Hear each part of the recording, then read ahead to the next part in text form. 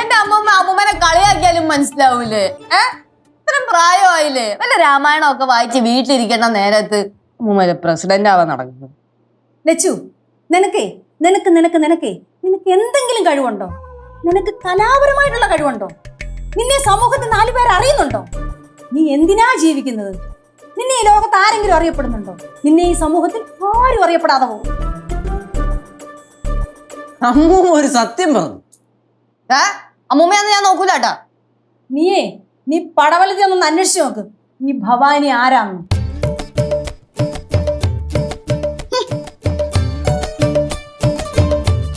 പൊട്ട് ചേച്ചി പൊട്ട് കരണ്ട കേട്ടാ. പൊട്ട്. അയ്യോ ഇല്ലേച്ചി ഒരു കുഴപ്പമില്ല. പിന്നെ ഞാൻ എന്തിനും കൂടെ ഉണ്ടാവുമല്ലോ. ഒരു പ്രശ്നമില്ല, ഞാൻ ഇവിടെ വീട്ടിൽ തന്നെ ഉണ്ടാവും. പിന്നെ നേരത്തെ ചേച്ചി വന്നപ്പോഴത്തേക്കും കാണാൻ പറ്റില്ല, ഞാൻ ഇച്ചിരി തിരക്കിലായിരുന്നു. ശരി സവിത ചേച്ചി, ഓക്കെ ശരി.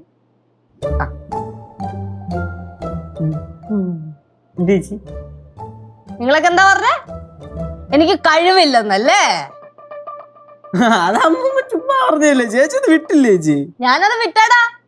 ഈ ഒരു കോളോടെ ഞാൻ എല്ലാം ചേച്ചി എന്തോ അർത്ഥം വെച്ച് സംസാരിക്കും പോലെ. മോനെ കേശുവേ, ഈ ലോകത്ത് മനുഷ്യന്മാര് പറയുന്ന എല്ലാ കാര്യത്തിനും ഓരോരോ അർത്ഥങ്ങളുണ്ടടാ.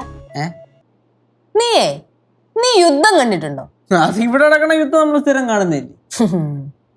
ഇനി ഇവിടെ നടക്കാൻ പോകുന്നതാണ് യുദ്ധം. നീ നോക്കിക്കോ, അമ്മൂമ്മയുടെ ഫോൺ ഇപ്പൊ റിങ് അടിക്കും. പോയച്ചു ഇവിടുന്ന് 1 2 3. അമ്മൂമ്മ ഇപ്പൊ വരും. വന്നാ അമ്മൂമ്മ ഇപ്പൊ ഫോൺ അറ്റൻഡ് ചെയ്തു. അറ്റൻഡ് ചെയ്താ? സവിത പറ. ഇപ്പൊ ഭൂകമ്പം വന്ന പോലെ ഒരു ഞെട്ടല് കിട്ടും.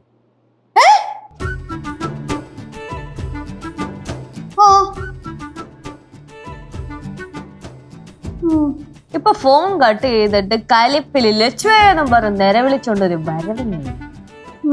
ശരി.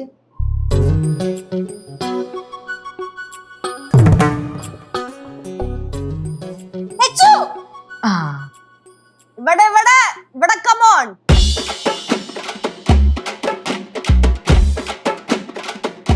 നീ എന്ത് പരിപാടി ലച്ചു കാണിച്ചേ? ഞാൻ എന്ത് പരിപാടി കാണിച്ചു? ഒന്നും അറിയാൻ മേത്തില്ല കുട്ടി. എന്താ അമ്മ പ്രശ്നം? നീ നിന്റെ ചേച്ചിയോട് ചോദിച്ചു നോക്ക്. എന്താ ചേച്ചി പ്രശ്നം? എനിക്കറിയാൻ മേല.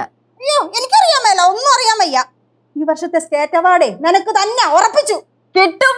എനിക്ക് എന്നെ കിട്ടും, കാരണം എനിക്ക് അതിനുള്ള കഴിവുണ്ട്, ബുദ്ധിയുണ്ട്. ഇത് ബുദ്ധിയല്ല, കുരുട്ട് ബുദ്ധിയാ. കുരുട്ടാണെങ്കിലും ഇരുട്ടാണെങ്കിലും ബുദ്ധി തന്നെയാ. ഇപ്പൊ എന്താണ് പ്രശ്നം എന്ന് അറിയില്ലെന്ന് പറയും. എടാ എവളാ സവിതയെ വിളിച്ച് പറഞ്ഞേക്കുന്ന എവള് കുടുംബശ്രീ ചേരാവുന്നു. ഞാൻ മലയാളത്തിലല്ലേ പറഞ്ഞത്? എവള് സവിതയെ വിളിച്ചു പറഞ്ഞെന്ന് എവള് കുടുംബശ്രീ ചേർന്നോളാമെന്ന്. എടാ തിളയ്ക്കുന്ന യുവ രക്തങ്ങൾ മുന്നോട്ട് വന്നോടാ, എന്നാലേ സമൂഹം വളരത്തുള്ളൂ. നീ കുടുംബശ്രീ ചേരുന്ന ഇപ്പൊ തന്നെ വിളിച്ചു പറയലച്ചു. പറ്റത്തില്ല, സൗകര്യമില്ല വിളിച്ചു പറയാൻ. സൗദ ചേച്ചി എന്റെ അടുത്ത് സെക്രട്ടറി ആവാന്ന് ചോദിച്ചപ്പോഴേ ഞാൻ അതിന് ഓക്കെയും പറഞ്ഞിട്ടാണ് ഫോൺ കട്ട് ചെയ്തത്. ആ സെക്രട്ടറിയുടെ അടുത്താ പറയണേ. സെക്രട്ടറിയാ? യെസ്. നിങ്ങൾ രണ്ടുപേരും എന്തിനിങ്ങനെ വഴക്കിടുന്നേ? ഒരു കാര്യം ചെയ്യ്, നിങ്ങൾ രണ്ടുപേരും കുടുംബശ്രീയിൽ അങ്ങ് ചേരും. എനിക്ക് കുഴപ്പമില്ല, എനിക്കതൊക്കെ ഓക്കെയാണ്. പക്ഷേ സെക്രട്ടറി പറയുന്ന കാര്യങ്ങൾ പ്രസിഡന്റ് കേൾക്കണ്ട വരും. അയ്യേ, അതിന് മക്കൾക്ക് കുടുംബശ്രീയെ കുറിച്ച് വല്ല അറിയാവോ? മക്കൾക്ക് കുടുംബശ്രീനെ പറ്റി എല്ലാം അറിയാം. സ്ത്രീകളുടെ ഉയർച്ചയ്ക്ക് വേണ്ടിയിട്ടുള്ള പദ്ധതി. കിടക്കുന്ന ചട്ടിങ്കലും.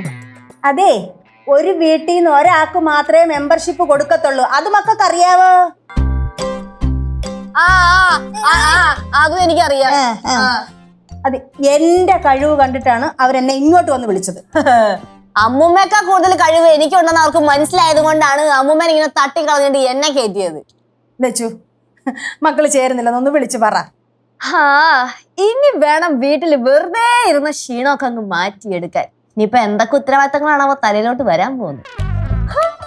കേശു, ഇനി